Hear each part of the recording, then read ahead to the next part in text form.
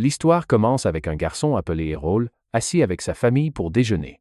Le père d'Hérole est surpris de voir à quel point son fils est calme, disant qu'il n'a pas pu dormir de la nuit à penser à la classe de héros qu'il obtiendra.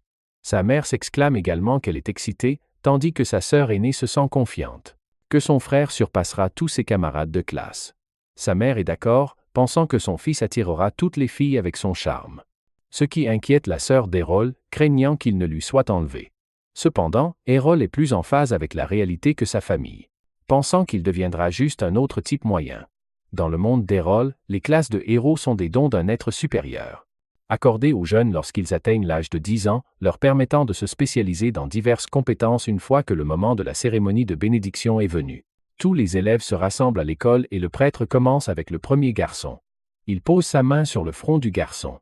Et le garçon voit rapidement une image de feu et de marteau, confirmant qu'il sera forgeron. Le garçon retourne vers son père, rayonnant de joie. Et le prêtre commence à travailler sur tous les élèves restants. Quand c'est au tour d'Hérole, sa sœur dit qu'il recevra une bénédiction spéciale. C'est sûr, et il s'approche du prêtre pendant que sa famille l'encourage. Les gens commencent à murmurer avec envie à propos d'Hérole, pensant qu'il obtiendra des classes avancées comme ses parents, Féra et Léon, qui sont princesses de l'épée et archimages. Une fois qu'Hérole s'approche du prêtre, il ferme les yeux et concentre son esprit, mais ne parvient à rien voir. Le prêtre est surpris qu'il n'ait pas de bénédiction et annonce qu'Hérole est un cas rare de héros sans classe. La famille d'Hérole perd instantanément son enthousiasme, pensant qu'ils se sont fait totalement arnaquer et que son destin est ruiné en tant que raté sans talent. Le lendemain, Hérole s'entraîne à l'escrime ordinaire. Ses parents lui assurent qu'ils ne le mettront pas à la porte. Hérole leur dit qu'il va bien et qu'il ne veut juste pas être un parasite, tandis que sa sœur promet de continuer à le soutenir. Voyant à quel point sa famille est inquiète, Hérole leur rappelle une fois de plus qu'il s'est toujours entraîné à l'escrime avec sa mère, afin qu'il puisse toujours être utile même sans classe. Cependant, il pense que sa mère est une enseignante horrible, parce qu'elle le terrasse toujours à l'entraînement avec sa force incroyable. Alors qu'il termine son explication, la mère d'Hérole est heureuse que son fils soit si sage, tandis que son père pense qu'il pourrait en fait être capable d'obtenir un vrai travail. Les voyant tout le choyer, Hérole en a marre de l'attention de sa famille et part s'entraîner. Alors qu'il entre dans le terrain d'entraînement, Hérole trouve 2 élèves de la classe d'épéistes en train de se battre avec leurs épées. Pendant qu'ils se battent, les garçons remarquent Hérole et demandent ce qu'il fait ici sans classe. Il leur dit calmement qu'il va s'entraîner comme eux, mais les garçons lui disent qu'ils s'amusent juste avec leurs épées puisqu'ils n'ont pas besoin de s'entraîner à cause de leur classe. Ensuite, il propose de montrer à Hérole les compétences qu'ils ont acquises grâce à leur classe et recommence à s'entraîner. Tout en les regardant se battre, Hérole remarque à quel point leurs mouvements sont fluides grâce à la classe d'épéiste et leur demande de se battre contre lui. L'un des garçons se moque de son audace de le défier sans classe, mais Hérole pense qu'il n'en a pas besoin. Se sentant insulté, le garçon accepte le défi d'Hérole pour lui donner une leçon. Avant de se battre, le garçon demande à Hérole de s'assurer qu'il a toujours la bénédiction de protection, qui est un bouclier temporaire que tout le monde obtient à la naissance et qui se recharge lorsque l'utilisateur ne subit pas de dégâts. Hérole hoche la tête et confirme qu'il ne perdra pas la vie à cause des puissantes attaques du garçon et lui dit de se préparer au duel. Enragé par ces moqueries constantes, le garçon charge sur Hérole et balance son épée, mais il la pare facilement à son choc. Ensuite, Hérole esquive une autre entaille, avant de bloquer le garçon dans une parade. Le partenaire du garçon pense qu'il s'amuse juste et lui dit de terminer le match. Mais il lui dit qu'Hérole n'est pas si facile à combattre alors qu'il continue à échanger des parades. Le garçon réalise qu'il ne peut pas battre Hérole seul, alors il triche et demande à son partenaire de l'attaquer à plusieurs. L'autre garçon saute sur Hérole par derrière, mais il sent l'attaque et l'esquive. Regardant les 2 garçons se disputer, Hérole réalise que leur classe n'aide pas les garçons avec leur travail d'équipe et ils font sur eux pour les achever tous les 2. Les garçons le remarquent arriver, mais soudain Hérole disparaît de leur vue avant d'arriver sous l'un d'eux, et l'assomme avec un coup de poing à la mâchoire. Alors que son coéquipier tombe, l'autre garçon se précipite pour attaquer Hérole, mais il trébuche sur son propre ami, donnant à Hérole la chance de l'assommer également. Avec les 2 garçons au sol, Hérole annonce calmement qu'il a gagné le combat, mais il se met en colère et affirme qu'il les a attaqués alors que leur garde était baissée. Alors qu'il demande à Hérole une revanche, il accepte facilement, mais avant que cela ne commence, un garçon derrière eux avertit les autres de ne pas essayer, leur rappelant qu'ils ne peuvent pas trouver d'excuses bidons comme ça s'ils échouent sur le champ de bataille. Après que le garçon aux cheveux roux leur ait dit qu'ils sont une honte pour tous les épéistes, L'un des deux garçons essaie de lui répondre, mais son ami lui rappelle le statut élevé du garçon aux cheveux roux. Le roux s'approche ensuite d'Errol et lui demande s'il est le fils de la princesse de l'épée Fera. Quand Errol hoche la tête, le garçon le félicite d'avoir appris une solide escrime de sa mère. Cependant, il rappelle à Errol que les deux épéistes qu'il a vaincus ne sont que des enfants inexpérimentés. Alors qu'il pointe son épée sur lui, le défiant à un vrai combat. Le garçon déclare qu'il prouvera la véritable puissance de la classe d'épéiste. Tandis que les deux autres garçons se demandent s'il est le fils du capitaine de la sécurité du village, Evan. Le garçon confirme son identité. Et Errol se souvient que son père contactait sa mère pour chasser des monstres. Errol pense que le mignon garçon ne ressemble en rien à son père. Et se demande s'il va aussi se transformer en un homme à l'air bourru. Les épaules du garçon commencent à trembler alors qu'il loue son père. Pour être un épéiste puissant et un mentor sage. Il pense qu'il est injuste que, malgré les grandes qualités de son père, la mère d'Errol lui ait injustement volé son titre. Du fait des paroles jalouses du plus fort épéiste du village, Errol réalise que le garçon ne fait que déverser sa frustration sur lui. Parce qu'il déteste sa mère et que le rouquin est gêné de s'être fait reprendre, mais il demande à Errol s'il pense la même chose. Errol confirme que sa mère est la personne la plus forte de leur village, mais le garçon lui dit qu'il a hérité du meilleur talent d'épéiste. De son père, donc il vaincra Errol pour prouver que sa famille est supérieure. Après s'être calmé, le garçon dit à Errol qu'il est devenu épéiste il y a 1 an et qu'il s'entraîne dur sous la direction de son père depuis lors, grâce à sa pratique assidue. Le garçon pense qu'il n'a aucune chance de perdre. Cependant Errol lui rappelle qu'il a également reçu les conseils de sa puissante mère. Donc il ne va pas perdre contre lui. Les deux garçons lèvent leurs épées pour commencer le combat et le rouquin attaque en premier. Errol part son attaque et riposte, et il s'engage dans une bataille féroce. En les regardant échanger des coups, les deux autres garçons sont choqués. Qu'Errol tienne tête au rouquin malgré son absence de classe. En regardant le garçon manier son épée, Errol admet qu'il est beaucoup plus fort que les deux autres, mais ses mouvements sont guidés par la colère. Errol attend qu'il commette une erreur et attaque. Une fois qu'il trouve une ouverture, cependant, le garçon déclenche une technique de double taillade qui repousse Errol contre un mur. Le rouquin est surpris que sa première taillade ait été bloquée, mais remarque qu'Errol a été blessé par la seconde, perdant finalement son calme. Errol s'enquiert de la capacité du garçon et il explique qu'il s'agit d'une compétence de classe d'épéiste qui ne peut pas être bloquée par quelqu'un sans classe. Cependant, Errol est déterminé à pouvoir apprendre à la bloquer avec suffisamment de pratique et le rouquin loue sa résilience.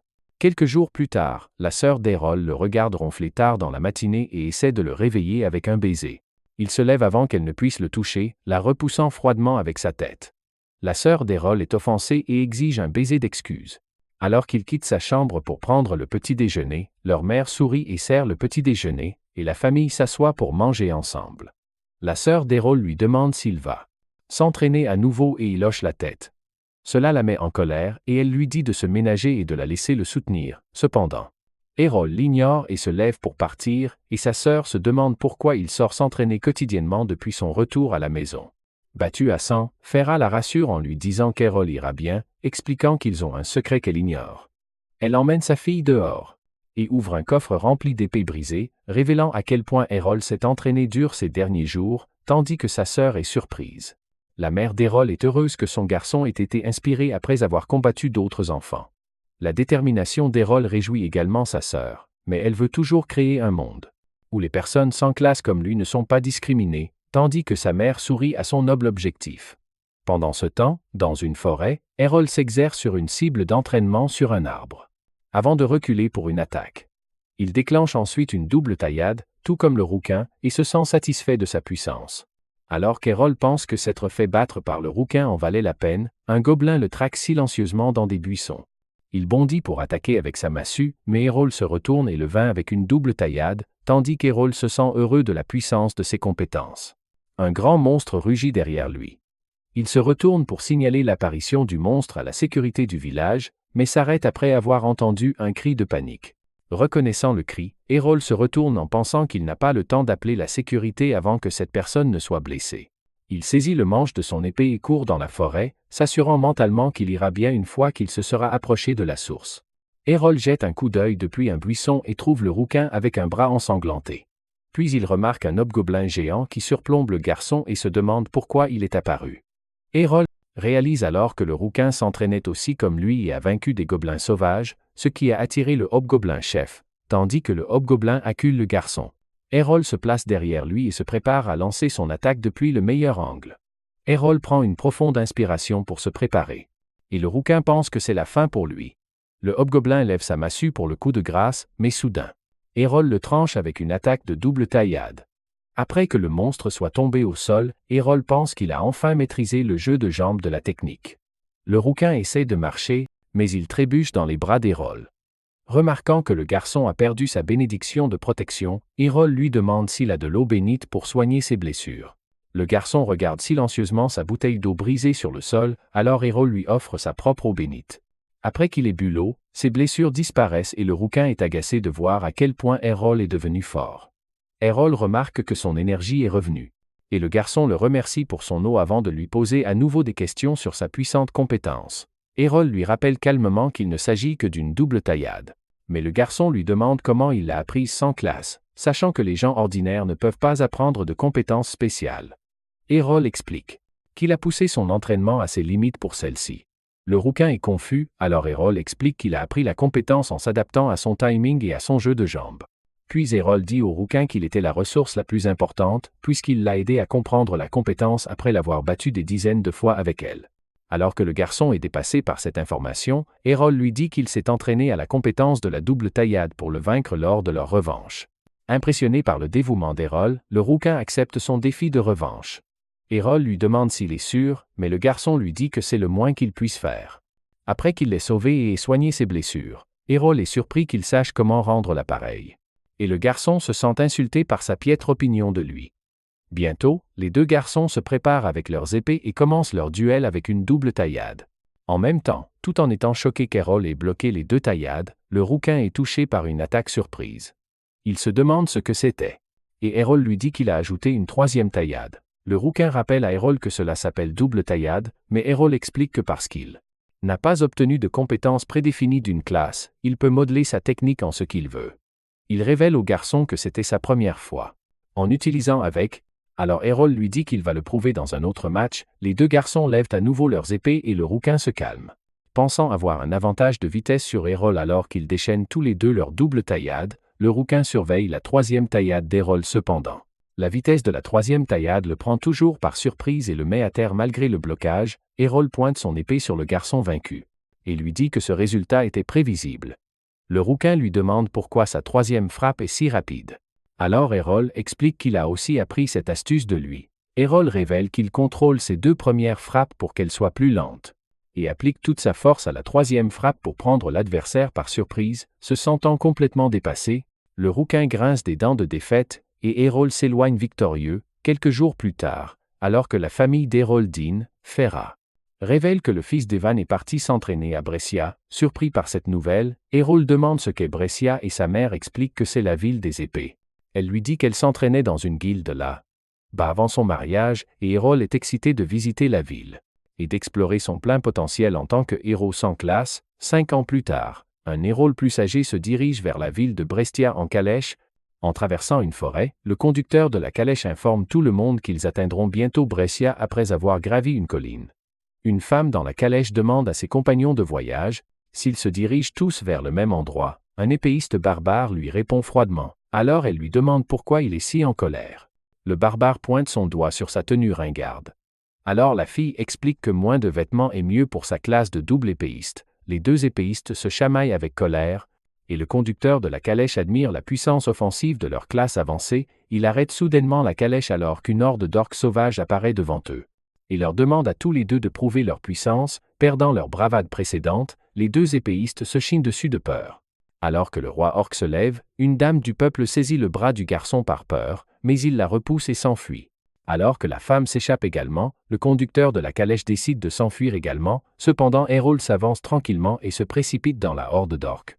Alors qu'Errol commence à déchiqueter les orques, le conducteur de la calèche remarque sa compétence de ruée clignotante. Cependant alors que les orques encerclent Errol, le conducteur de la calèche pense qu'Errol ne peut pas s'échapper.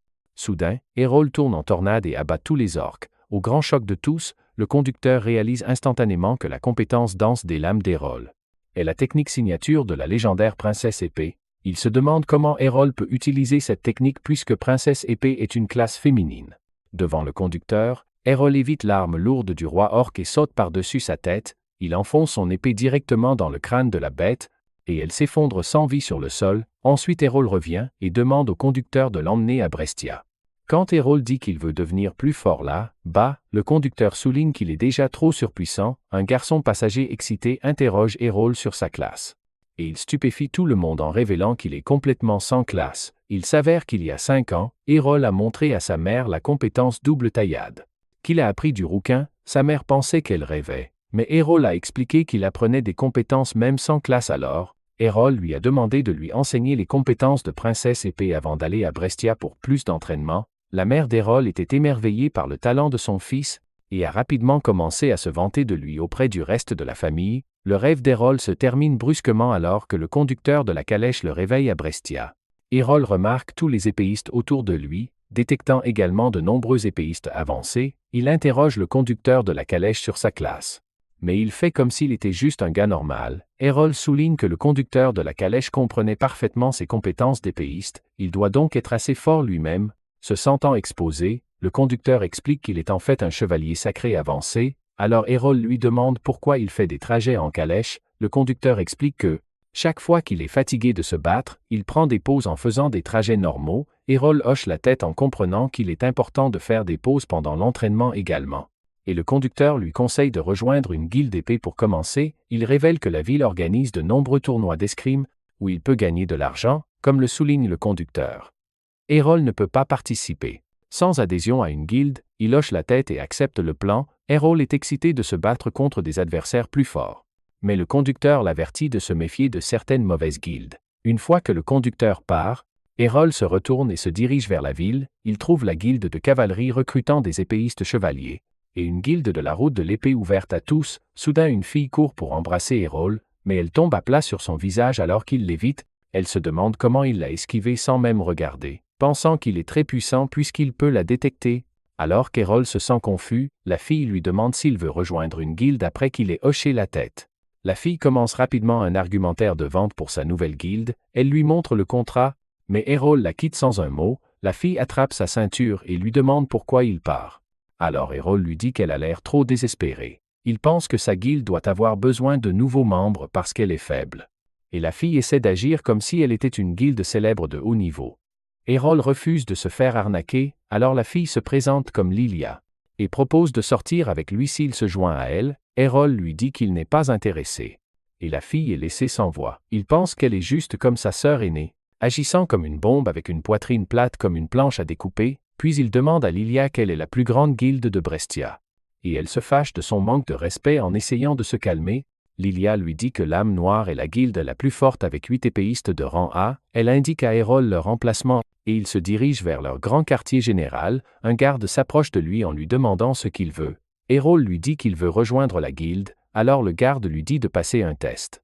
Errol le suit et fait la queue pour attendre l'inscription au test. Une fois que c'est le tour d'Errol, le réceptionniste explique que sa guilde n'accepte que les classes avancées. Quand Errol lui dit qu'il est sans classe, le réceptionniste rit grossièrement et lui dit de laisser derrière lui. Les autres épéistes commencent à murmurer à son sujet et Errol demande à la réceptionniste s'il peut passer le test puisqu'il est confiant en ses capacités. Cependant la réceptionniste refuse, disant qu'il ne peut pas changer les règles. Soudain la pièce s'illumine alors que des épéistes gradés entrent dans la pièce. Et Errol décide de tenter sa chance ailleurs. Il essaye de visiter d'autres guildes mais toutes le refusent sans même y réfléchir. Ensuite Errol se sent découragé, puisqu'il n'a pas été autorisé à tenter un seul test. Puis il se souvient que sa mère lui a donné une lettre de recommandation pour l'aider à rejoindre son ancienne guilde à l'époque. Errol pensait qu'elle était juste trop protectrice, mais il réalise maintenant qu'elle savait qu'il serait rejeté. Alors qu'Errol décide de rejoindre la guilde de sa mère, Lilia apparaît à nouveau mais il l'ignore et s'en va.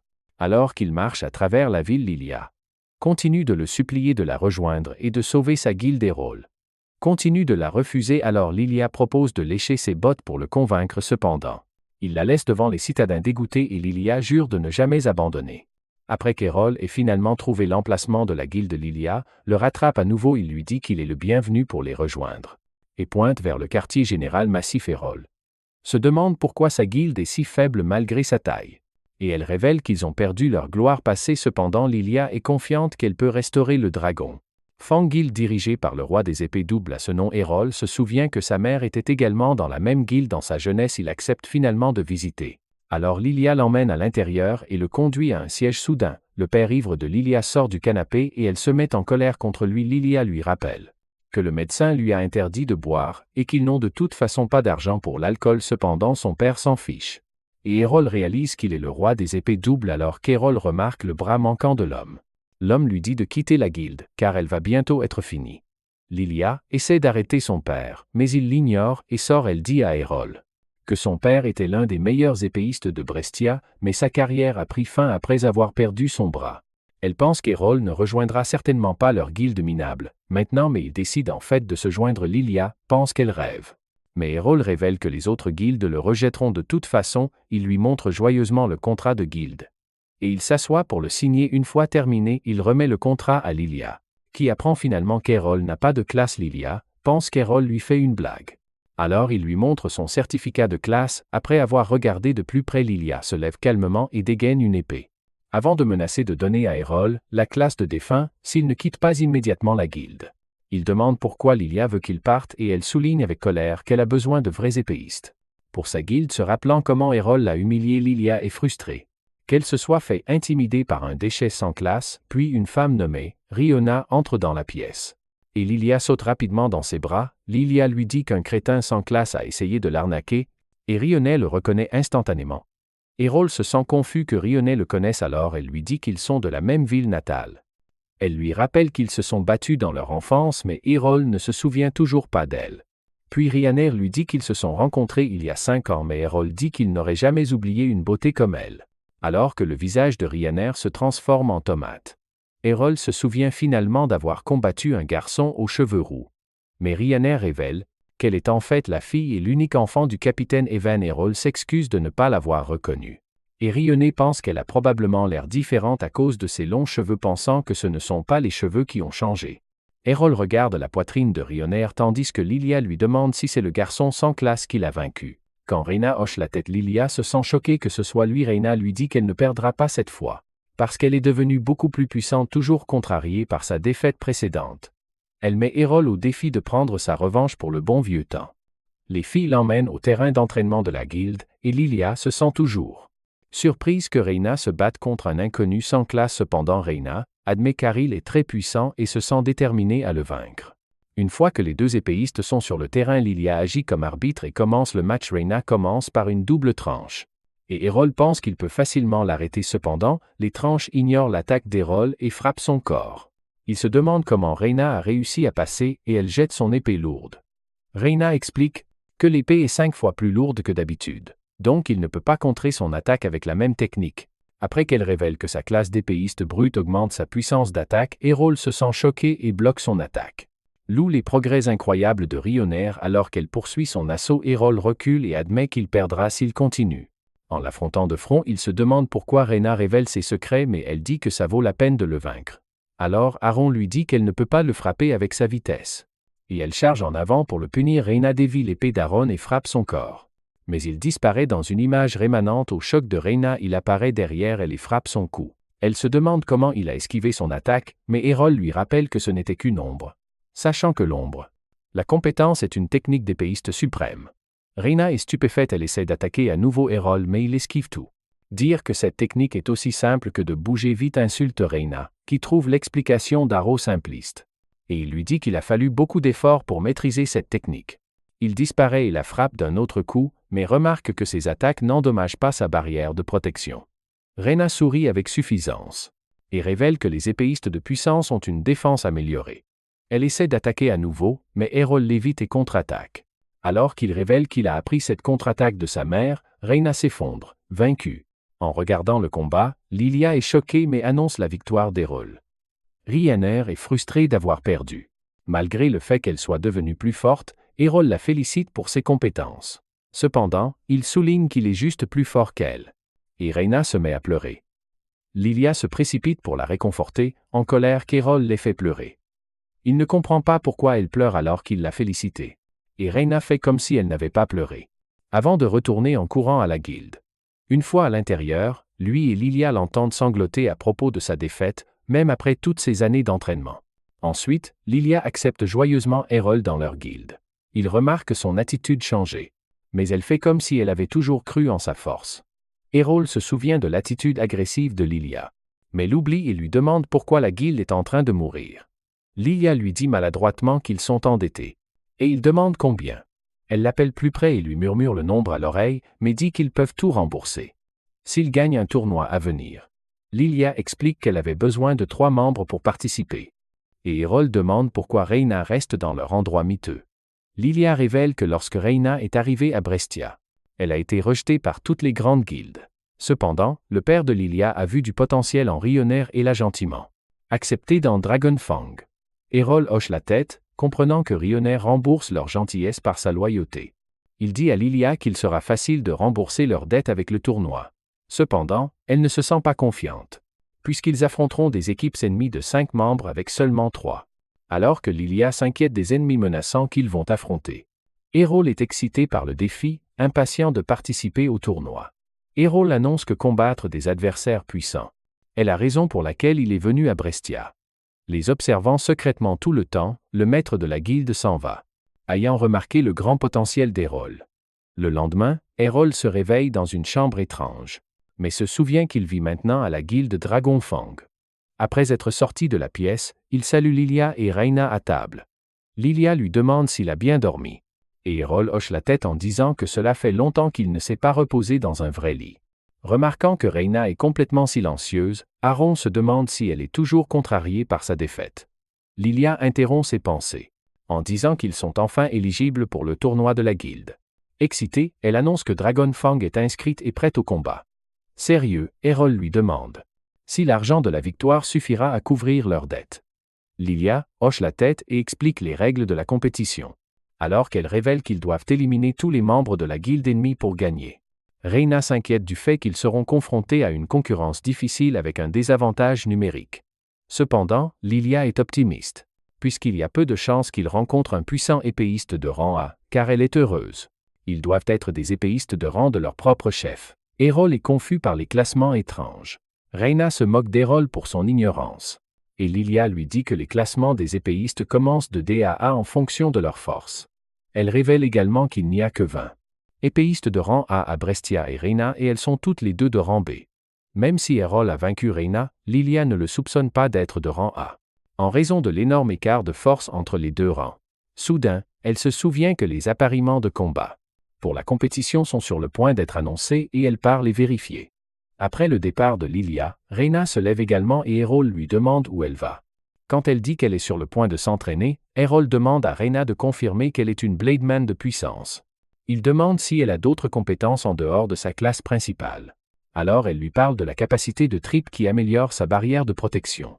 Voulant apprendre la capacité, Errol se lève et prend les mains de Riona. Alors qu'elle pense qu'Errol est romantique, il lui demande soudainement de le frapper avec son épée rengainée. Errol lui dit qu'ils peuvent se rapprocher de cette façon, mais Rioner lui dit « Elle n'est pas assez bizarre pour une telle relation ». Errol explique qu'il essaie juste d'apprendre sa capacité de Trip.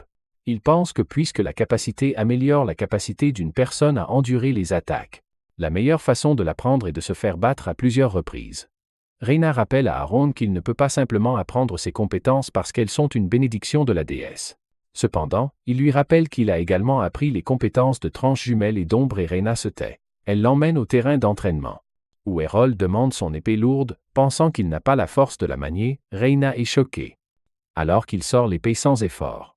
Errol lui dit que c'est le résultat d'innombrables heures de dévouement, et il est confiant qu'il peut apprendre la capacité de Trip avec eux. René reconnaît enfin le travail acharné d'Errol, et décide de lui enseigner la capacité.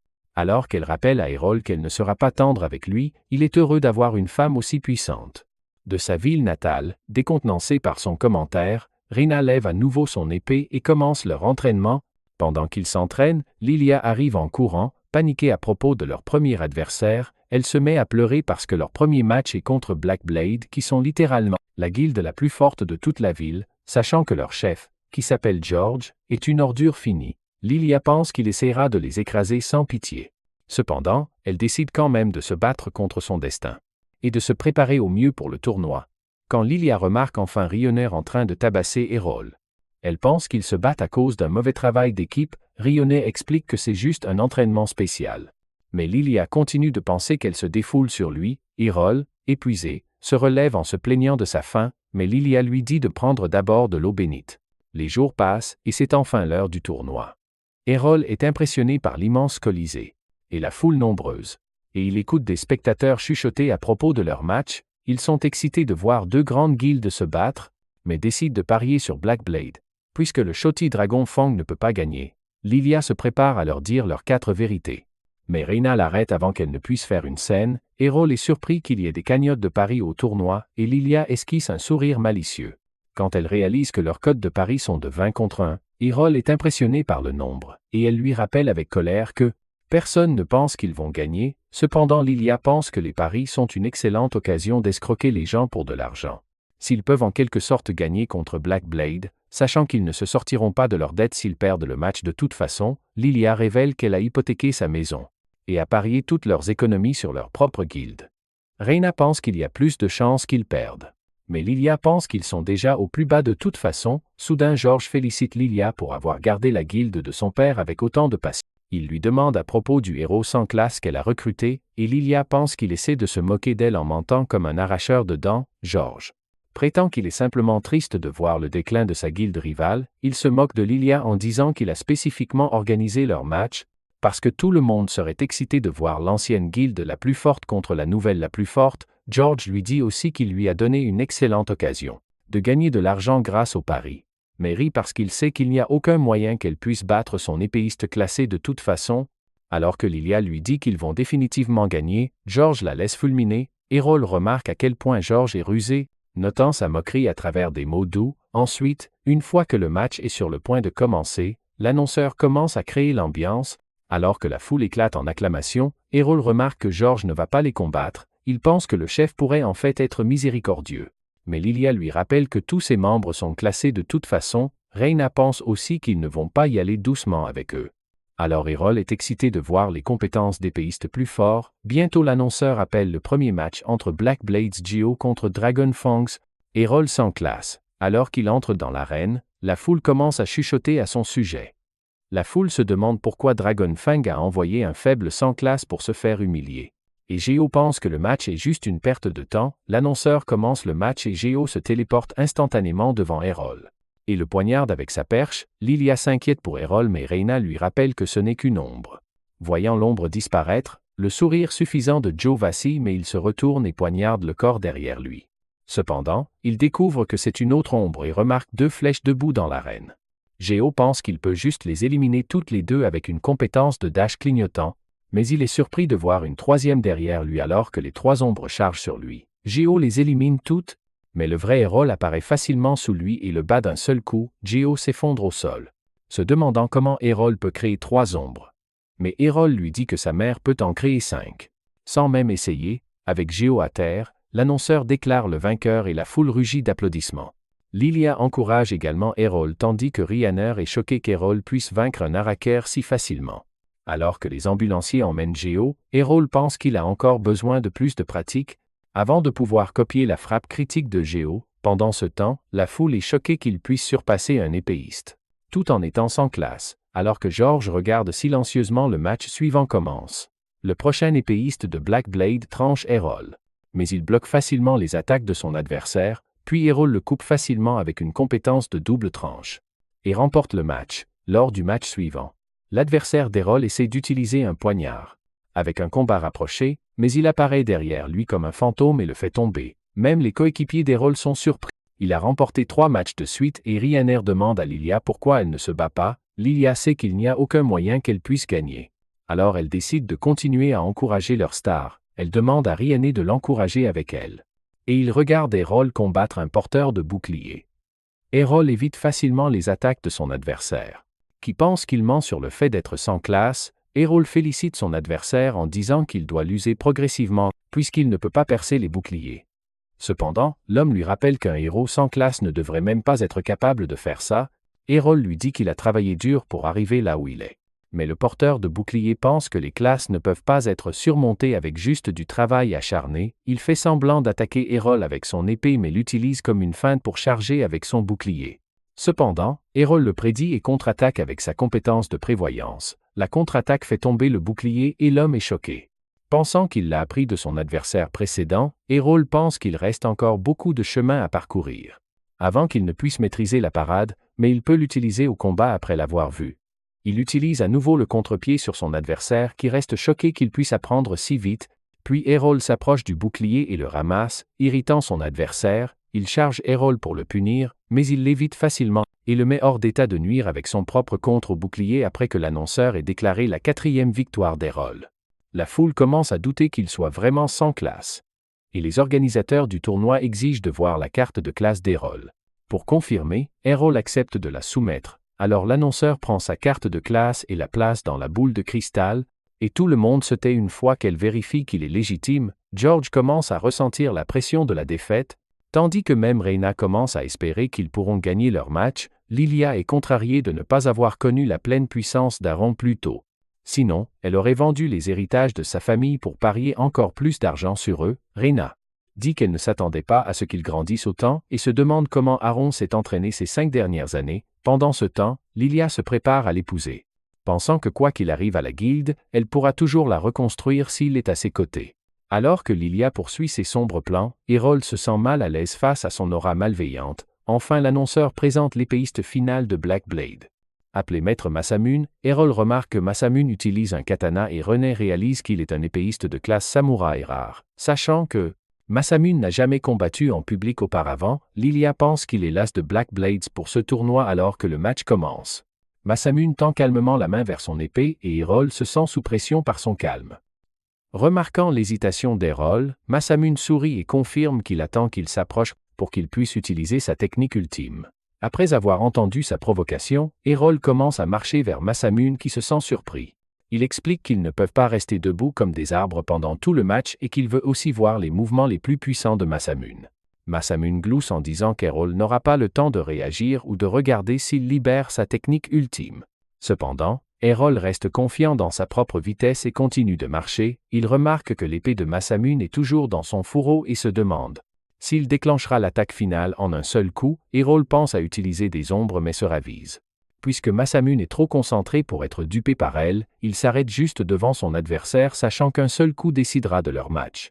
Les deux garçons retiennent leur souffle et alors qu'Errol fait son dernier pas, Masamune frappe instantanément avec une attaque rapide comme l'éclair cependant. Errol disparaît juste devant lui et Masamune se sent choqué puisqu'il s'est déplacé si vite avec son vrai corps derrière lui. Errol félicite Masamune pour sa vitesse, mais lui dit que la personne qui l'a entraîné est beaucoup plus rapide. Il déclenche une tempête perçante qui submerge Masamune et le jette au sol. Reina et Lilia sont stupéfaites lorsqu'elles reconnaissent la technique de finition de la princesse à l'épée tandis que la foule est incrédule qu'il ait gagné. L'annonceur scelle l'affaire et tout le monde commence à crier sur Black Blade pour avoir gaspillé tout son argent sur les paris. Les deux coéquipiers d'Errol célèbrent leur victoire. Et Lilia essaie d'embrasser Errol quand il revient, il l'évite et la laisse tomber expliquant que c'était juste une réaction réflexe. Pour se protéger contre sa sœur aînée, puis Lilia se réjouit en pensant à tout l'argent, et Errol remarque rayonner les bras ouverts. Il réalise sa pose embarrassante et devient confus, mais Errol lui dit qu'il aimerait la serrer dans ses bras sans l'armure. Lilia propose de satisfaire ses désirs, mais il la laisse tomber à nouveau tandis que George grince des dents se préparant à venger cette défaite humiliante. Ensuite Dragonfang rentre chez lui pour célébrer sa victoire. Regardant Lilia boire du vrai alcool, Errol est surpris qu'elle soit déjà adulte. Sachant qu'il ne boit pas, Reina lui offre du jus. Tandis que Lilia demande soudainement à Errol de l'épouser, il la refuse sans hésitation. Disant qu'il préférait épouser Reina à la place, Lilia est stupéfaite et Reina est embarrassée. Pensant qu'il plaisante, il lui demande pourquoi elle ne croit pas qu'il l'aime, alors elle explique que tout le monde la voit comme un garçon manqué, une brute se souvenant de son enfance. Errol est d'accord mais pense qu'elle est devenue une femme attirante. Cependant Reina lui dit qu'elle est trop concentrée sur l'escrime pour se soucier de la romance. Voyant son rejet des avances d'Errol, Lilia saisit l'occasion de flirter avec lui. À son choc, il décide de s'entraîner avec Reina au lieu d'elle. Une fois leur célébration terminée, Errol retourna entraîner la capacité de courage avec Renaud après une bonne dose de coups. Renaud lui dit que ça ne marchera pas, refusant d'abandonner. Errol lui dit qu'il doit continuer à être battu à moitié à mort afin de développer la capacité de courage. Il dit que Reina est la partenaire idéale pour le travail, mais elle doute de pouvoir l'aider à y parvenir en regardant l'entraînement imprudent d'Errol. Lilia se plaint de ses méthodes négligentes. Soudain son père apparaît pensant qu'Errol ne fait qu'exprimer sa colère après avoir perdu son match de tournoi. Quand Lilia lui dit qu'ils ont en fait gagné contre la guilde la plus forte, Rod pense. Ils ont dû envoyer des coéquipiers faibles pour plaisanter. En réponse, elle explique qu'Errol a en fait vaincu 5 épéistes de rang A d'affilée. Son père est réduit au silence, et Lilia pense qu'ils peuvent maintenant rembourser leurs dettes avec l'argent. Cependant, son père pessimiste pense qu'Errol sera simplement volé par une meilleure guilde, avec plus de ressources, donc Dragonfang restera mort. Son attitude négative agace même Errol qui lui dit qu'il n'est qu'un échec sans colonne vertébrale qui a abandonné. Bien qu'il ait un bras avec lequel il peut manier une épée, l'insulte d'Errol touche le point faible du père de Lilia. Et il attrape sa chemise avec rage en criant qu'il ne peut littéralement pas utiliser la moitié de ses compétences. Maintenant, en tant que manieux d'armes double après qu'Errol ait souligné qu'il est lui-même un garçon classe. Donc les compétences n'ont pas d'importance pour lui. Le père de Willy se calme finalement et part après l'avoir relâché après son départ.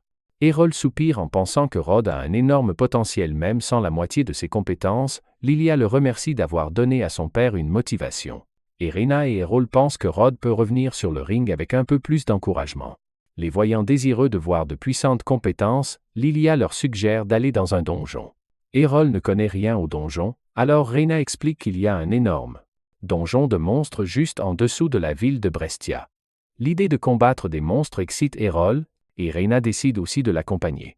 Elle pense que ce sera un bon entraînement pour la prochaine Coupe du Roi épéiste. Une fois de plus, Errol n'est pas au courant de l'événement, alors Reyna lui dit que c'est l'événement d'épéiste le plus grand et le plus prestigieux de la ville. Pour l'aider à s'inscrire, Lilia lui donne un formulaire, mais Errol le déchire instantanément. Reyna est confuse de savoir pourquoi il ne veut pas se battre dans l'événement, alors il explique que Lilia a en fait glissé un formulaire de mariage. Après avoir été démasquée, Lilia essaye de faire comme si c'était juste une blague, alors Errol la punit en l'étranglant.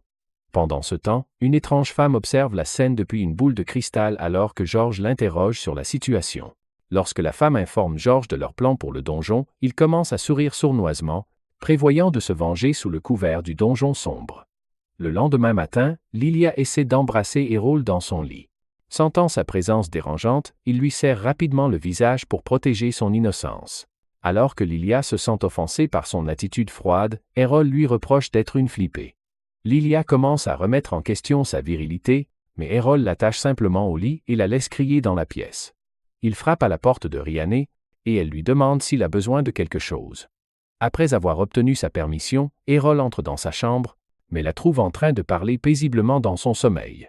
Dans ses rêves, Reyna dit fièrement à son papa qu'elle est devenue une puissante épéiste comme lui. En regardant son expression heureuse, Errol réalise que c'est une fille à papa. Pendant ce temps, dans l'autre pièce, Rod surprend sa fille attachée comme un chien qui se conduit mal. Ensuite, ils se dirigent tous vers le donjon, et Errol est surpris qu'il soit situé dans la ville, au lieu d'une grotte sauvage. Remarquant la foule immense rassemblée à l'entrée, Reyna pense qu'ils vont tous s'entraîner pour le tournoi du roi épéiste. Une fois arrivés, Lilia explique que le portail de téléportation à l'entrée peut téléporter les gens aux étages du donjon qu'ils ont déjà exploré. Errol se demande s'il peut se rendre au niveau 14 avec Renaud, mais découvre que la téléportation ne fonctionne que pour les étages qu'il a lui-même franchis. Il est contrarié de devoir commencer par les étages les plus faibles, alors Lilia propose de l'emmener par le chemin le plus court. Avec elle, Reyna demande à les accompagner, mais Lilia essaye d'éloigner Errol afin de pouvoir le harceler en privé. Cependant, Errol demande également à Reyna de venir avec eux, aux grandes dames de Lilia. Une fois qu'ils sont dans le donjon, le groupe rencontre des armures vivantes. Errol part un coup de la première armure, mais elle tourne rapidement autour de lui pour une attaque sournoise. Surpris par la vitesse de l'armure lourde, il esquive l'attaque et tranche son casque. Cependant, le corps sans tête de l'armure se retourne pour attaquer et Errol réalise qu'il doit attaquer ses jambes pour l'arrêter. Lilia applaudit alors qu'il élimine l'armure, mais est choqué lorsque l'armure hantée bouge sa main. Ensuite, Errol regarde Rioni qui a éliminé son adversaire. Elle lui dit que l'armure pourrait se régénérer s'il ne passe pas à l'étage suivant à temps et Errol pense qu'une armure magique régénératrice est parfaite pour l'entraînement à l'épée. Pendant ce temps, Lilia fait comme si elle était épuisée par le combat, mais Errol lui rappelle qu'elle est restée là comme une statue. Elle prétend qu'elle voulait juste les laisser, lui et René, s'amuser et Errol s'enquiert de sa classe. Lilia lui dit fièrement qu'elle est une escrimeuse, et Errol se souvient qu'une escrimeuse peut évoluer vers la classe de princesse épéiste. Connaissant déjà les compétences de princesse épéiste grâce à sa mère, Hérole s'ennuie avec Lilia et se dirige vers le niveau 2. Cependant, il rencontre un garçon blessé qui révèle que son équipe est tombée sur un piège surprise. Reyna dit au garçon de se faire soigner dans la ville, mais il ne veut pas partir sans sauver ses amis. Voyant son hésitation, elle propose de sauver ses amis à sa place, mais Lilia l'arrête. Elle pense qu'il devrait soutirer de l'argent à l'homme blessé pour leur aide, et Hérole la traite d'escroc complète. Cependant, Lilia refuse d'aider un homme fauché gratuitement, alors le gars blessé essaie de la flatter. Ses faux compliments ne fonctionnent pas, alors finalement le garçon donne à Lilia un sac de pièces. Obtenant enfin ce qu'elle voulait, elle accepte joyeusement l'argent. Hérole lui demande si la situation lui semble correcte, mais Lilia lui dit que l'argent semble réel. Il lui dit que ce n'est pas l'argent qui ne va pas, mais suit quand même le garçon blessé dans le couloir.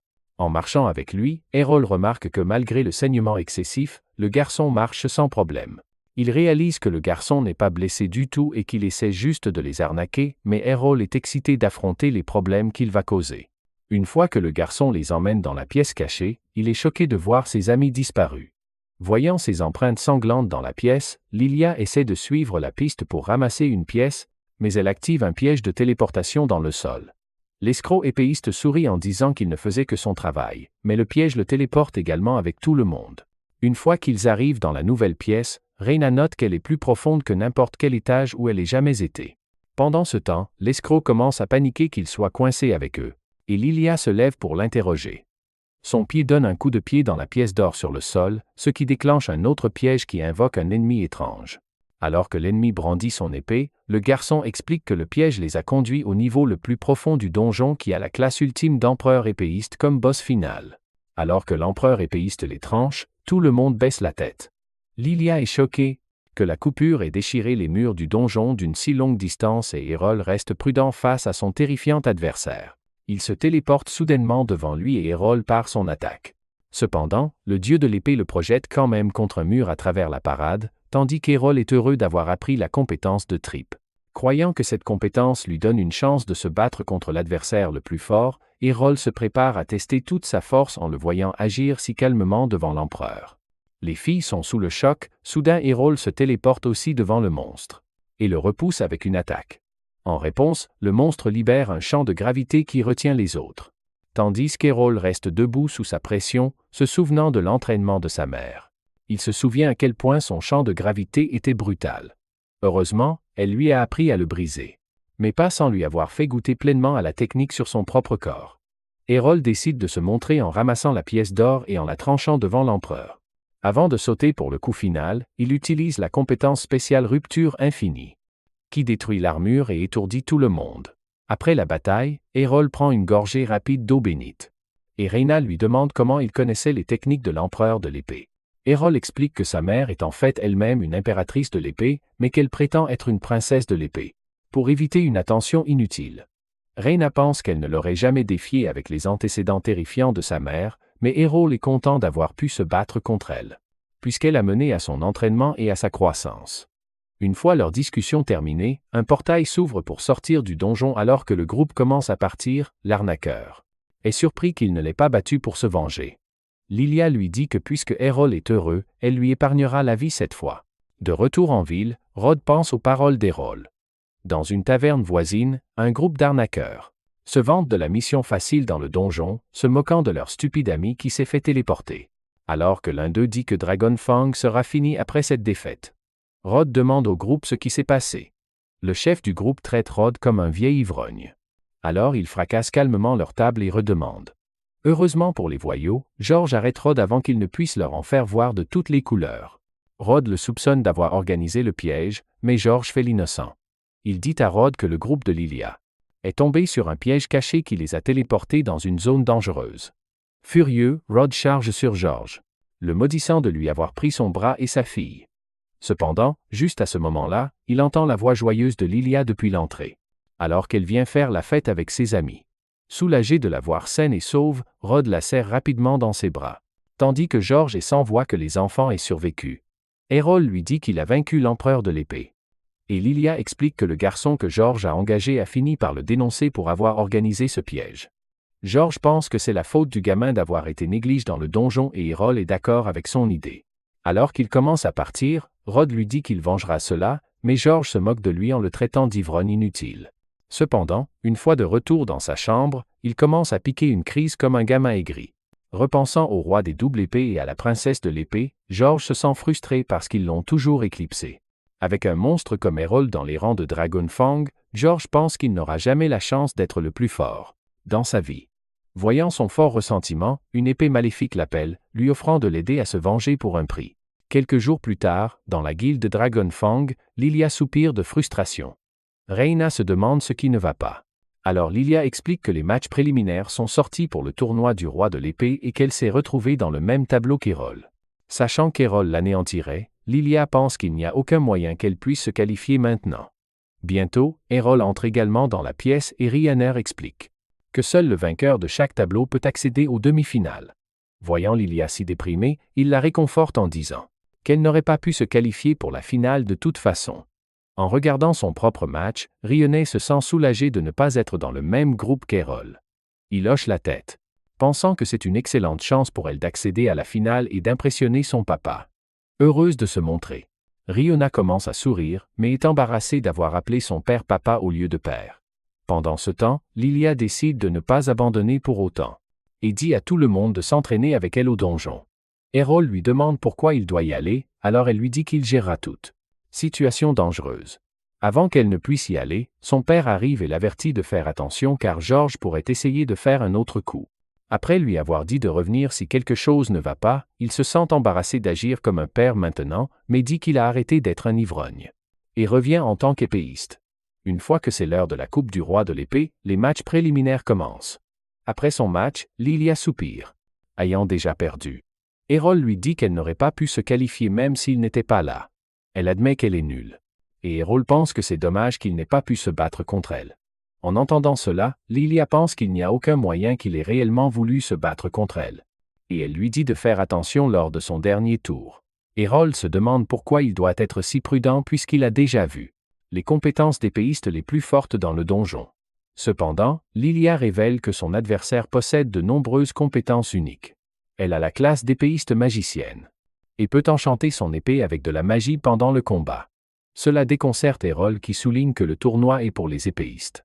Elle explique que n'importe qui peut participer au tournoi tant qu'il appartient à une guilde épéiste, tout comme Errol qui est sans classe. Errol comprend enfin et part combattre son adversaire. Une fois qu'il arrive sur le ring, la femme dit à Errol de ne pas pleurer à cause de sa classe d'épéiste magicienne. S'il finit par perdre le match. Après qu'il lui ait dit qu'il n'y aura pas de problème, ils se préparent tous les deux à se battre. L'annonceur lance le match et il commence immédiatement à lancer des boules de feu sur Errol, qui les esquive et les bloque toutes. Avant de courir pour se rapprocher de son adversaire, une fois qu'Errol s'approche, elle bloque ses attaques avec sa propre épée et le repousse avec une boule de feu. Il remarque que les attaques à longue et courte portée offertes par la classe de magicien sont très pratiques. Mais la fille manque des compétences avancées des magiciens ou des épéistes, car il est difficile de maîtriser deux classes à la fois. Après avoir été démasquée, la fille se sent offensée et utilise sa magie pour améliorer son épée. En voyant son épée enflammée, Errol est surpris et la fille déclare qu'elle utilise la compétence la plus puissante pour un épéiste magicien. Elle le tranche avec une lame de feu qui crée un mur de flammes dans sa direction. Alors qu'Errol évite les attaques, la fille rit, pensant qu'elle a le dessus. Tout en continuant à esquiver les attaques, Errol admet que l'épée de feu peut être une attaque très puissante si elle est maîtrisée correctement. La fille est d'accord avec lui, mais il lui dit qu'elle est toujours assez nulle à utiliser ses pouvoirs. Errol continue de bloquer ses attaques tout en restant immobile, disant qu'elle n'est même pas une meilleure épéiste que la pathétique Lilia. Puis Errol déclenche une double attaque tranchante qui souffle un vent violent qui éteint la flamme de la fille. Après l'avoir laissé désarmée, il utilise la compétence de téléportation éclair pour se téléporter juste derrière elle et l'assommer, ayant expédié son adversaire avec désinvolture. Errol la remercie de lui avoir montré une nouvelle compétence tandis que l'annonceur déclare sa victoire. Avant de quitter l'arène, Errol se demande si un gars sans classe comme lui peut aussi utiliser la magie. Quelques jours plus tard, à Dragonfang, Lilia dit à son père d'encourager Errol en finale. Il refuse toujours d'y aller, alors elle se demande s'il a peur de voir George à l'arène. Gêné, Rod dit que ce n'est pas vrai, et explique qu'après avoir essayé d'utiliser une épée à nouveau, il a réalisé à quel point il était rouillé. Il ne se sent pas à l'aise d'assister au tournoi. Quand il pense qu'il ne peut même pas gagner la finale, mais Lilia est offensée car quelqu'un comme elle ne rêverait même pas de se qualifier. Puis, comme elle continue de le forcer à y aller, Rod se lève finalement. Alors qu'il marche vers l'arène, Lilia pense que Rod se serait faufilé pour regarder le tournoi plus tard de toute façon. Il se demande pourquoi elle pense cela, alors elle lui rappelle toutes les fois où il a encouragé Reina pendant son entraînement. Puisque Rod aime voir les membres de sa guilde devenir plus forts, il n'y a aucun moyen qu'il rate ça. Quand Rionner est en finale. Voyant à quel point sa fille est devenue intelligente, Rod sourit en disant qu'elle est juste comme sa mère. Pendant ce temps, à l'arène, les jambes de Rionner tremblent d'anxiété. Soudain, Errol sort de nulle part et lui dit de se détendre. Ce qui la gêne encore plus.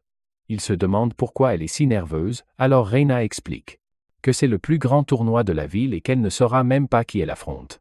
Avant d'entrer dans le ring, Errol pense qu'elle est nerveuse à l'idée de le combattre, mais Reina le nie rapidement. Bientôt, l'annonceur crie que le premier match est sur le point de commencer entre le champion actuel George et Errol. En entendant son propre nom, Errol commence à partir, mais Reina lui prend la main. Bien qu'elle se sente troublée, elle lui dit de faire attention. Et Errol sourit avant de partir. Quand il entre dans l'arène, il entend Lilia l'encourager dans le public. Alors qu'elle lui dit de détruire l'ordure George. Errol est choqué alors que George sort, transformé en une créature démoniaque. Sentant l'aura démoniaque de George, Lilia se demande ce qui lui est arrivé et Rod remarque une étrange épée dans ses mains. Il avertit rapidement Errol de s'éloigner de lui, disant qu'il utilise l'épée la plus puissante. Confuse, Lilia demande ce qui est spécial dans l'épée, alors Rod révèle que l'épée scelle un puissant démon. Surpris que quelqu'un connaisse ses origines, le démon George se demande si Rod vient du palais royal. Puisque George ne se souvient pas de lui, Rod pense que le démon a complètement pris le contrôle de son esprit. Il se souvient qu'après que le dieu de l'épée originale ait tué tant de démons avec son épée, elle a absorbé leur ressentiment et s'est transformée en une arme maléfique. Cependant, l'épée a été scellée dans le trésor royal. Et le démon rit que quelqu'un d'insensé l'ait décellée puisque la précédente famille royale est morte il y a des siècles. Le démon pense qu'il est libre de faire des ravages comme il l'entend, heureux d'avoir enfin la liberté. Après des siècles d'attente patiemment, le démon annonce que son nom est Doagelda. Reina est surprise par son nom. Et Errol demande qui est ce type. Il est agacé qu'il n'ait jamais prêté attention en cours d'histoire. Et explique que Duageld est un démon qui a invoqué le pouvoir maléfique du royaume supérieur. Alors que le reste du public réalise qu'ils ont affaire à Duageld, ils sont tous terrifiés puisque le démon était capable de détruire des villes entières dans la légende. Effrayés pour leur vie, tout le public fuit l'arène. Alors que Duogilda est fier de causer autant de peur. Cependant, il ne se sent pas encore satisfait. Et crée une formation sombre qui libère une aura maléfique dense. L'aura s'embrase et assombrit le ciel. Et crée une barrière autour des portes de l'arène qui empêche quiconque de s'échapper. Rod se demande si le démon prévoit de tous les éliminer tandis que Dogelda se prépare à profiter d'un charmant massacre. Cependant, Errol se prépare à le combattre, surprenant le démon par son courage. Errol lui dit avec confiance qu'il peut le vaincre, puisque le démon a été vaincu par un dieu de l'épée dans le passé.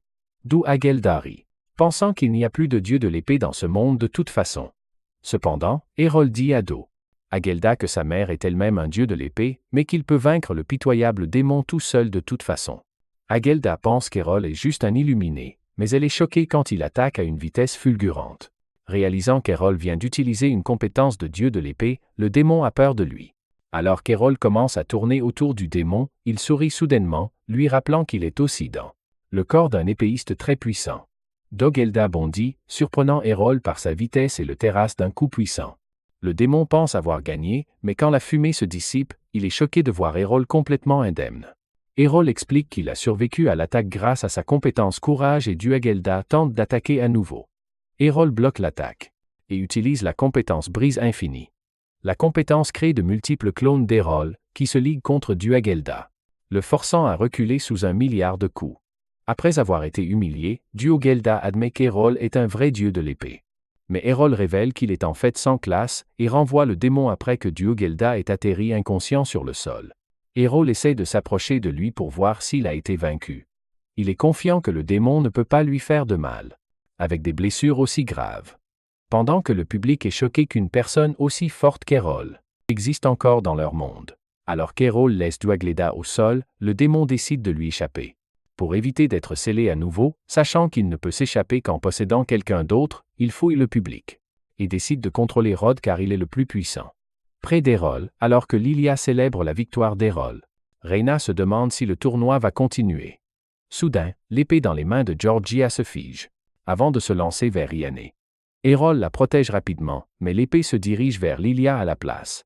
Rod se précipite pour sauver sa fille.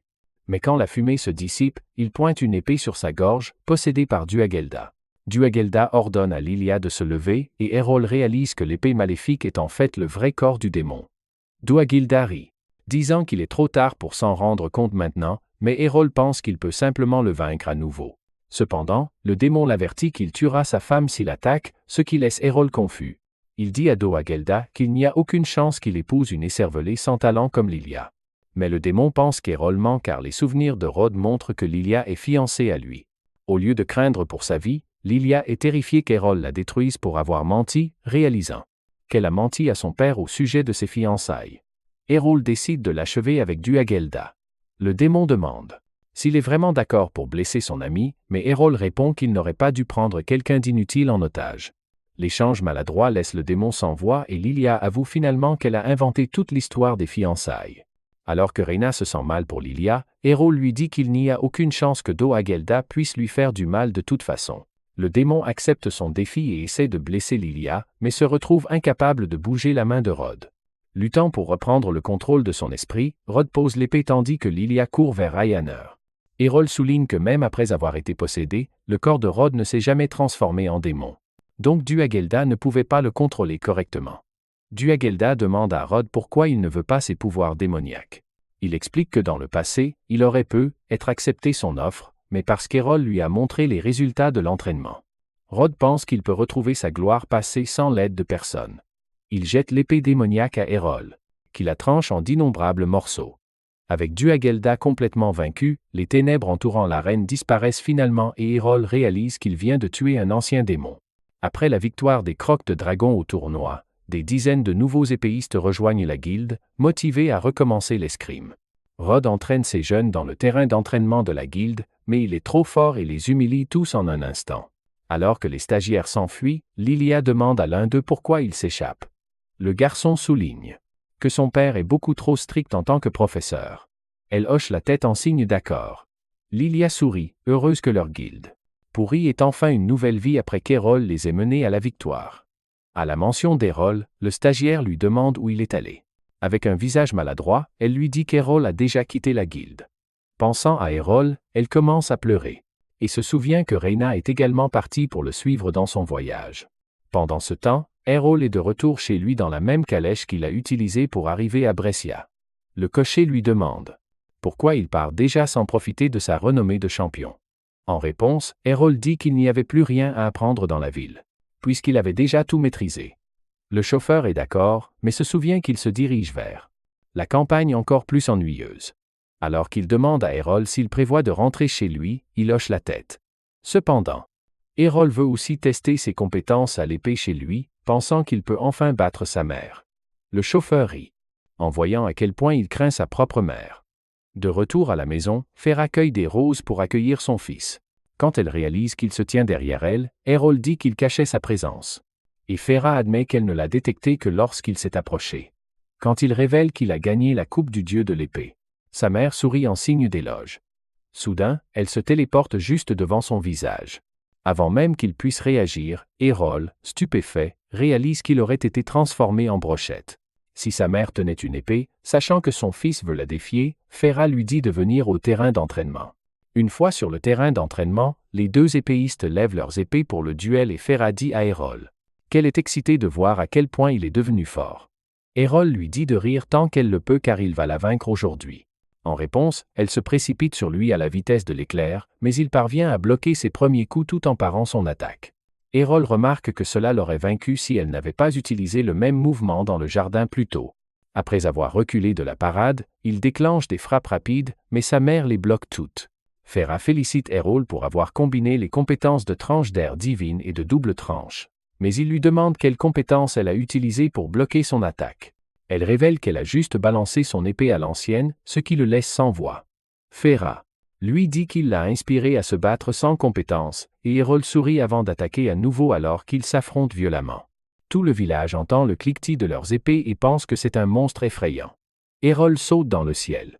Utilisant des compétences encore plus fortes pour défier sa mère, elle utilise un sort de liaison pour le faire tomber, mais Erol le bloque.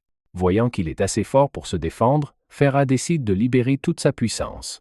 Finalement, ils utilisent tous les deux la compétence Rupture Infinie, s'affrontant de front avec leur mouvement le plus puissant. Un peu plus tard, Rhaena se dirige vers la maison d'Erel. Après avoir fouillé tout le village pour le trouver, lorsqu'elle frappe à la porte, sa petite sœur appelée Mira sort. Rhaena demande à voir Erol, mais Mira est trop jalouse pour laisser une fille voir son frère. Après avoir dit à Rhaenyra qu'elle ne laissera pas une vache rencontrer son frère, Mira essaye de fermer la porte. Alors que Rhaenyra l'arrête pour négocier, Feyre et Erol reviennent de leur duel. Mira saute joyeusement dans les bras de son frère. Et Rhaenyra remarque à quel point ils se ressemblent. Mira remarque qu'Aron et Feyre sont amochés. Il explique donc qu'ils étaient juste en duel. Curieuse, Mira demande qui a gagné et apprend qu'Aron a gagné à la fin. Cependant, Erol pense qu'il n'a fait que survivre à sa mère parce que sa force n'est pas à son apogée, car il se sent déçu par la victoire. Feyre plaisante en disant qu'elle est encore jeune, puis elle se demande pourquoi une jolie jeune femme cherche son fils. Et invite Rhaenyra à prendre le thé. Une fois à l'intérieur, Feyre va droit au but. Elle demande à Rhaenyra comment elle est tombée amoureuse de son fils, ce qui rend Rhaenyra complètement troublée, pourquoi Almyra se sent jalouse. Erol explique qu'il a vécu à Brestia avec Rhaenyra. Cette information donne à Feyre toutes sortes d'idées désagréables. Alors Rhaenyra est embarrassée et explique qu'ils étaient juste des compagnons de guilde. Puis Erol demande à Rionne pourquoi elle est venue chez lui. Elle lui dit donc qu'il était impoli de quitter la guilde si soudainement. Il souligne qu'il a rempli le formulaire de démission officielle, mais Rhaenor pense toujours qu'il aurait dû dire au revoir avant de partir. Cependant, Erol ne se soucie pas des relations car il se concentre uniquement sur l'escrime, ce qui la laisse sans voix. Pendant ce temps, Feyre se sent heureuse qu'une fille se rende dans leur village juste pour son fils. Rhaenor dit à Feyre qu'elle vit aussi dans ce village. Mais ce n'est pas la seule raison pour laquelle elle est venue. Elle veut que Feyre la prenne comme disciple. Avant qu'ils ne puissent discuter de quoi que ce soit d'autre, le capitaine Evan se précipite à leur porte. Il entre en trombe et explique que quelque chose de grave s'est produit. Dans la forêt voisine, de nombreux arbres ont été abattus et le sol est gravement endommagé. Feyre se sent coupable, parce qu'elle a causé le désordre avec Erol pendant leur duel. Cependant, Feyre dit calmement à Evan qu'elle vient de vaincre un monstre. Il se calme donc enfin en pensant à retourner dire aux villageois qu'ils sont en sécurité. Il remarque soudain sa propre fille. Feyre est surprise que Rhaenyra soit en fait la fille d'Evan, alors qu'il se demande ce qu'elle fait chez elle. Feyre dit rapidement à Evan que sa fille veut s'entraîner avec elle pour devenir une bonne épouse. Submergée par le fait que sa fille a grandi, Evan commence à pleurer, tandis que Rhaenyra dit à Feyre qu'elle voulait juste s'entraîner. Feyre est confuse. Puisqu'elle pensait que la formation était pour les tâches ménagères, Rhaenyra lui dit qu'elle voulait en fait apprendre l'escrime. Pourtant, Feyre maintient son élan et propose de lui enseigner à la fois les tâches ménagères et l'escrime, et Evan est d'accord. Rhaenyra est stupéfaite lorsque son père révèle. Il a toujours voulu que sa fille devienne une femme raffinée après le décès de sa femme. Le voyant la pousser au mariage. Rhaenyra se sent mal qu'ils ignorent ses propres rêves. Après le départ d'Evan, Erol rend visite à son père dans son bureau. Il demande quel type de magie Léon recherche et Léon explique qu'il s'agit d'un mouvement de finition puissant. Puis Léon range sa magie et demande à Erol pourquoi Mira criait dehors, car il pense que son fils a finalement attiré une méchante. Erol hoche la tête. Cependant, Erol lui dit qu'il n'est pas là pour discuter de romance. Il dit à Léon qu'il vient de vaincre sa mère dans un combat à l'épée. Et Léon le félicite. Puis Léon devient sérieux car il sait ce qu'Erol va demander comme prévu. Erol demande à son père s'il peut lui enseigner la magie ensuite, mais son père refuse en disant que c'est impossible. Pendant ce temps, dans la cuisine, Feyre commence à entraîner Rhea à être une femme au foyer avec un gros chou devant elle. Rhea tient un couteau comme si elle était sur le point de combattre le plus puissant ennemi de sa vie. En la regardant manier le couteau comme une épée, Feyre réalise que la jeune fille n'est pas faite pour les tâches ménagères. Alors que Rhaenyra abaisse le couteau, elle coupe avec succès le chou. Cependant, elle coupe également la table en dessous en deux, brisant la pauvre tasse de Mira au passage. Feyre se demande si Rhaenyra n'a jamais cuisiné dans la guilde. Alors elle explique qu'ils avaient une cuisinière pour les aider, sachant qu'elle a un long chemin devant elle, Feyre se résout à corriger les compétences ménagères pathétiques de Rhaenyra. Se sentant gênée, Rhaenyra dit qu'elle devrait juste se concentrer sur l'escrime, mais Feyre refuse, elle affirme qu'un épéiste ne peut devenir fort qu'une fois qu'il a maîtrisé son esprit et son corps dans tous les aspects afin d'y parvenir, Feyre dit à Rione de maîtriser les compétences de base de la vie, alors elle finit par accepter, et Feyre se sent heureuse d'avoir une autre fille à élever. Rhaena se demande où est la sœur aînée d'Erol. À la mention de leur sœur aînée, Mira explique qu'elle a quitté la maison. Après avoir juré de rendre le monde meilleur pour les gens sans classe, Rhaena pense qu'elle travaille pour une noble cause, mais Erol n'a vraiment besoin de l'aide de personne. Un peu plus tard, après avoir réparé la table que Rhaena a cassée, Erol demande à son père de lui montrer de la magie. Il se lève et répare la tasse de Mira avec de la magie. Avant de dire à Erol de l'aider à ranger ses outils, pendant qu'ils rangent les outils ensemble, Léon dit à Erol d'abandonner la magie une fois de plus. Il explique que la magie nécessite un talent spécial appelé énergie magique, dont la plupart des gens sont dépourvus. Léon pense qu'il est inouï pour une personne sans classe de posséder du mana. Erol lui rappelle qu'il vient de gagner un tournoi d'épée sans avoir de classe. Alors il admet que son fils peut faire l'impossible. Cependant Léon lui dit que malgré son incroyable dévouement, il ne peut pas maîtriser la magie avec seulement du travail acharné. Il explique qu'un manque de mana est comme manquer des membres pour utiliser la magie. Erol hoche la tête en signe de compréhension, mais pense qu'il a de l'énergie magique. Léon secoue la tête en disant que s'il avait du mana, il aurait reçu la classe de magicien. Malgré cela, Erol est convaincu qu'il a de la magie. Il explique qu'il a découvert l'énergie quand Rhaena le battait. À Dragonfang, Léon s'inquiète que son fils soit victime de violences domestiques, mais Erol le rassure en disant que c'était consenti. Tandis que Léon s'inquiète encore plus, Erol révèle que pendant son entraînement pour obtenir sa compétence de courage, il consommait des tonnes d'eau bénite pour la récupération. Lilia en a eu marre qu'il vide le budget de la guilde, alors elle a pris des potions magiques à la place. Erol se demandait si les potions étaient périmées, mais Lilia pensait que ça pouvait aussi être de vieilles bouteilles d'eau bénite. Erol a bu les bouteilles quand même, pensant que les médicaments périmés seraient un bon entraînement pour ses organes internes. Cependant, il explique qu'après avoir bu les potions, il a senti de l'énergie revenir dans son corps. Erol dit que l'énergie était différente de la bénédiction de protection, donc ça aurait pu être de l'énergie magique à la place. En entendant ça, Léon se sent enfin plein d'espoir que son fils puisse apprendre la magie. Il admet qu'il était un peu jaloux que sa femme soit la seule à entraîner Erol, mais maintenant qu'il peut lui enseigner la magie, il se sent heureux, prêt à commencer l'entraînement. Il demande à Erol s'il peut sentir le mana dans son corps. Erol hoche la tête, alors Léon lui demande s'il peut le déplacer. Alors qu'Erol se concentre, Léon lui dit de concentrer le mana sur ses paumes. Après un moment de concentration intense, Erol fait apparaître une lueur d'énergie brillante sur ses paumes. Voyant la tentative réussie, Léon est ravi, mais Erol se demande ce qu'il vient de faire. Alors que Léon lui dit qu'il vient d'utiliser du mana pour la première fois, Erol s'effondre d'épuisement. Erol se sent déçu que son énergie soit si faible. Et Léon confirme qu'il n'est même pas au niveau d'un enfant sorcier. Cependant, il dit à Erol qu'il peut augmenter son mana en s'entraînant encore et encore. Erol se sent soulagé de pouvoir enfin s'entraîner puisqu'il est bon pour travailler dur.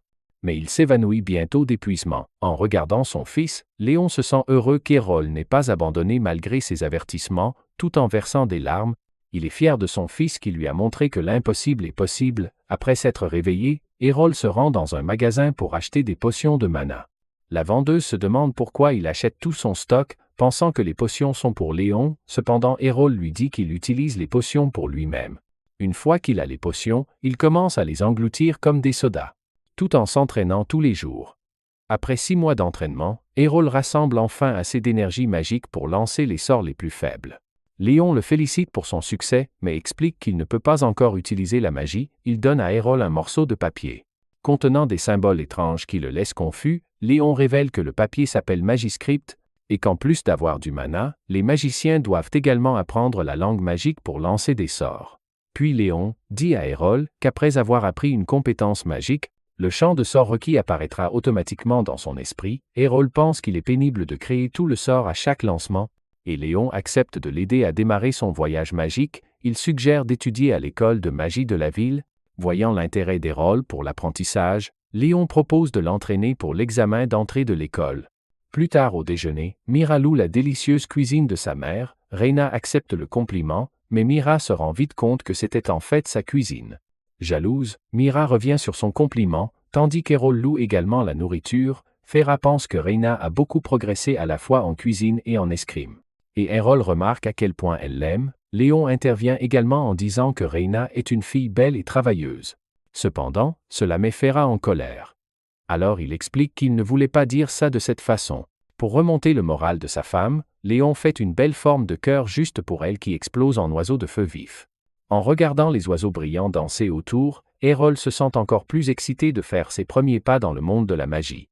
Après 3 ans d'entraînement intensif de femme au foyer, Reina présente nerveusement une tasse de thé à Fera. Alors qu'elle regarde, Fera porte la tasse à sa bouche avant de louer sa cuisine. Reina, croyant cela, remercie Fera pour tous ses conseils ces années.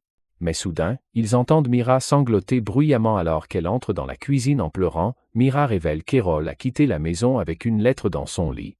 Reina prend la lettre et découvre qu'Errol a quitté la ville de la magie sans autre explication. Tandis que Mira pleure parce que son frère est parti chercher du lait, Reina se sent coupable. Puisqu'elle a fait les mêmes choses une fois, soudain Fera la serre dans ses bras en l'avertissant de ne pas les quitter comme son fils froid. Reina la rassure en lui disant qu'elle ne va pas s'enfuir, et Fera se demande pourquoi ses enfants sont devenus comme ça. Bientôt, le coupable entre dans la pièce en se frottant les yeux paresseusement. Fera pense que tout ira bien tant que ses enfants seront en sécurité. Pendant ce temps, Errol est dans une calèche en route pour la ville de la magie. Il demande au conducteur combien de temps cela prendra et apprend qu'il leur reste encore 3 jours de voyage. Le conducteur demande à Errol pourquoi il saute toujours d'une grande ville à l'autre et les passagers s'intéressent également à lui. Les enfants demandent si Errol se dirige vers l'école de magie comme eux, alors Errol hoche la tête. Un garçon nommé Kaido se demande pourquoi Errol postule à un âge aussi avancé. Et son ami Kufa suppose qu'il essaie juste l'examen d'entrée à nouveau après l'avoir raté plusieurs fois. Elle dit à Kaido de ne pas faire sentir Errol mal à l'aise, mais Kaido lui dit qu'elle vient de le rabaisser pour avoir échoué de toute façon, pendant qu'ils commencent à se disputer. L'autre fille, Colette, essaie de les calmer. Dans leur rage, ils l'ignorent complètement. Et Errol remarque que tous les 3 sont des sorciers vu leur jeune âge. Il réalise que les enfants doivent juste avoir reçu leur classe de sorciers. Puis Kaido dit à Errol qu'il utilise la magie rouge. Puis demande curieusement quel type de magie Errol utilise, pensant à sa compétence. Errol se souvient avoir appris de son père que la magie est divisée en couleurs en fonction des éléments qu'un sorcier utilise. Cependant, comme Errol n'a pas reçu de cours de magie pour une couleur spécifique, Léon lui a dit d'essayer d'utiliser tous les éléments magiques. Se souvenant de son expérience, Errol dit aux enfants qu'il est un touche-à-tout. Puisqu'il est sans classe, Kufa rit car elle pense qu'il est impossible qu'un sans classe fréquente une école de magie. Agacé par sa blague, Kaido dit à Errol d'arrêter de mentir. Mais il lui dit que c'est la vérité. Finalement, Errol leur montre sa carte de classe. Ce qui prouve qu'il est sans classe. En voyant cela, Kaido commence à se moquer d'Errol pour avoir essayé d'apprendre la magie sans classe. Errol soupire, ayant déjà entendu de telles railleries 1 milliard de fois. Soudain, une créature rugit bruyamment depuis la forêt, effrayant les chevaux de la calèche. Les enfants s'inquiètent du bruit. Alors Errol explique que c'est le son d'un roi troll. Terrifié par la puissante bête, Kaido dit au conducteur de les sortir de la forêt en vitesse, mais il lui dit que les chevaux ont trop peur pour bouger. Colette pense qu'ils vont tous mourir, mais Kufa lui rappelle que les trolls ne sont que des créatures lentes. Kaido est d'accord, pensant qu'ils peuvent éviter ces attaques. Pour riposter avec l'encouragement de ses amis, Colette hoche la tête et accepte de se battre. Bien que les enfants soient prêts à se battre, ils déglutissent toujours nerveusement alors que le roi troll approche. Les 2 monstres montrent son visage et Colette s'accroche rapidement à Kufa. Kaido lui rappelle d'être courageuse, disant qu'il n'est pas trop gros pour être géré. Cependant, alors que le troll se rapproche, soudain, un énorme gourdin le projette dans l'espace. Alors que les enfants regardent avec horreur, le vrai roi troll sort finalement, 10 fois plus grand que le précédent. Finalement, tous les jeunes magiciens abandonnent tout espoir de survie. Les filles se demandent si elles peuvent essayer de faire quelque chose, et de la magie, mais Kaido sort tranquillement de la calèche, tremblant de peur. Il sort sa baguette, déterminé à se battre jusqu'à la mort. Après avoir canalisé tout son mana dans la baguette, Kaido lance une puissante boule de feu sur le roi troll. Alors que l'explosion explose sur le visage du monstre, les filles pensent que cela a réellement fonctionné. Cependant, il ne fait que rugir de colère, prêt à détruire les enfants embêtants. Les filles réalisent que Kaido n'a fait que rendre le troll encore plus en colère. Et il crie qu'il a déjà utilisé tout son mana. Le roi troll s'approche de la calèche pour attaquer, mais soudain, un sort d'explosion géant vaporise le monstre. Les enfants se demandent qui l'a vaincu. Pendant ce temps, Errol sort de la calèche, pensant qu'il a exagéré avec son mana. Kaido se demande si c'est lui qui a lancé le sort et Kufa souligne que l'explosion est une magie rouge de niveau suprême. Choqué, Kaido se souvient également que seul un archimage avancé peut utiliser une explosion. Puis Errol se dirige vers les chevaux et utilise sa magie de guérison. Les chevaux se relèvent et le conducteur de la calèche le remercie. Errol demande au conducteur de montrer ses propres compétences la prochaine fois. Mais il pense que c'est trop compliqué. À proximité, Kaido s'excuse auprès d'Errol pour sa grossièreté antérieure, pensant qu'il est un professeur de magie senior. Et dit qu'à partir de maintenant, il sera son élève.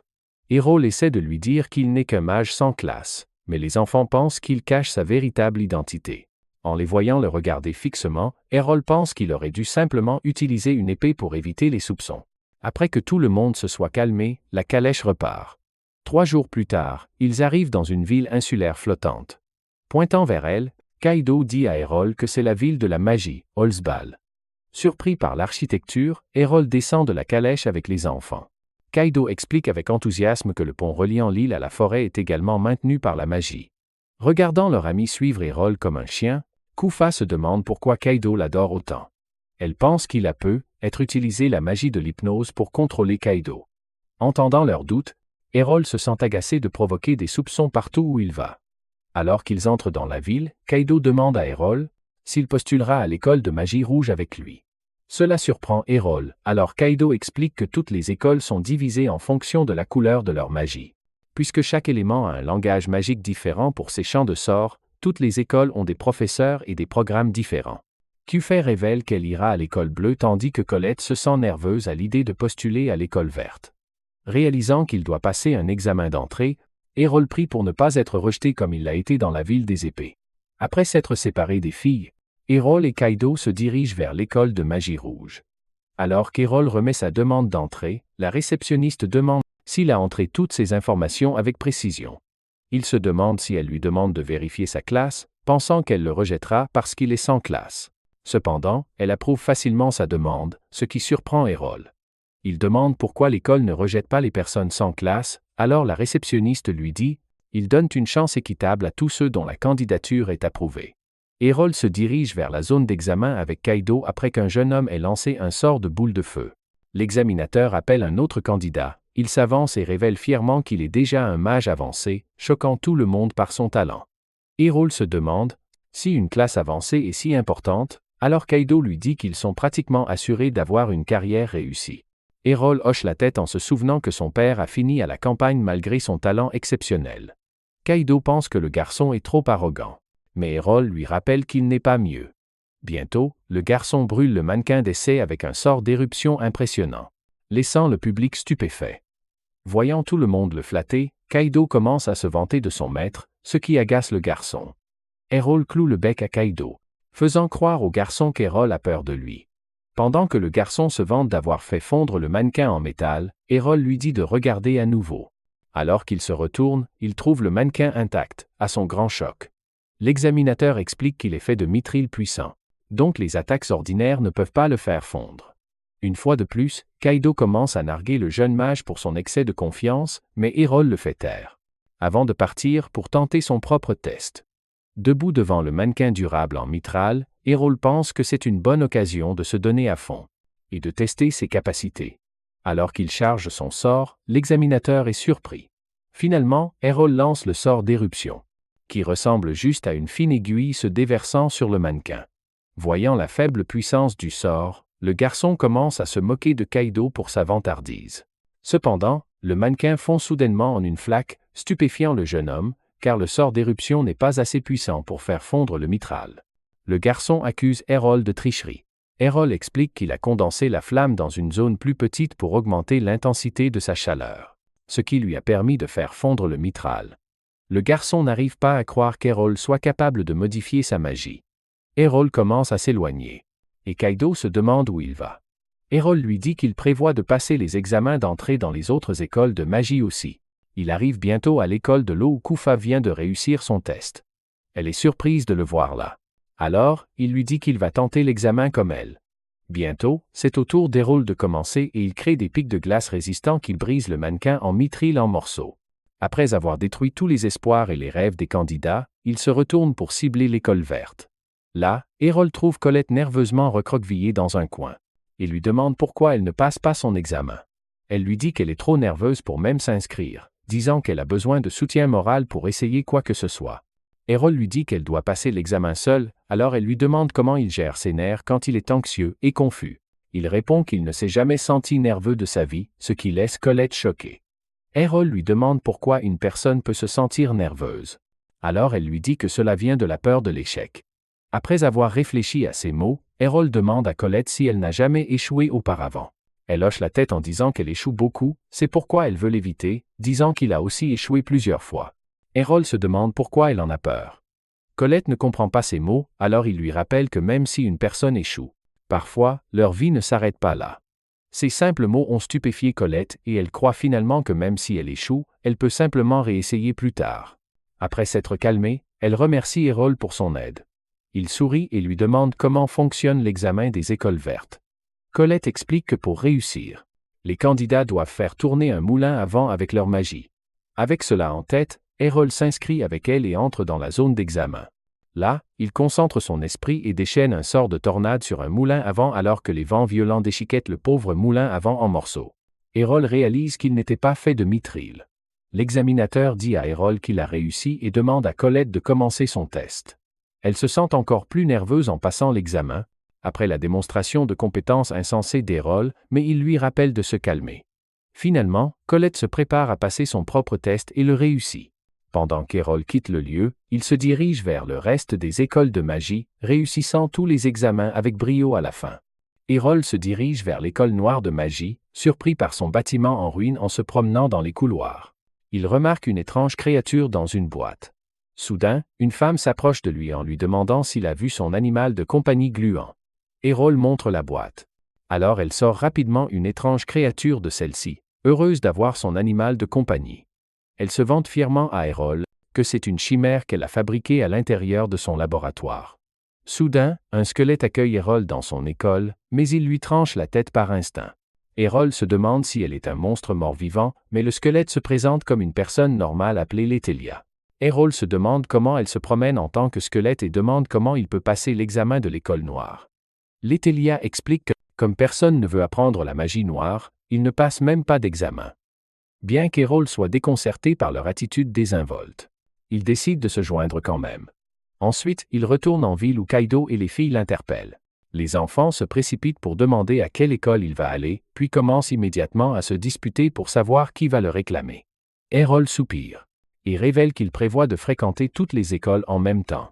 Kaido pense qu'il est déjà impossible de fréquenter 3 écoles à la fois. Mais Errol révèle alors qu'il fréquentera en fait les 6 écoles de magie de la ville. Alors qu'il compte à rebours du rouge et du bleu au blanc, au jaune et au noir, les enfants sentent leur monde brisé par les ambitions insensées d'Errol. C'était l'épisode 7. Abonnez-vous pour ne pas manquer la prochaine partie. Et regardez la prochaine vidéo à l'écran.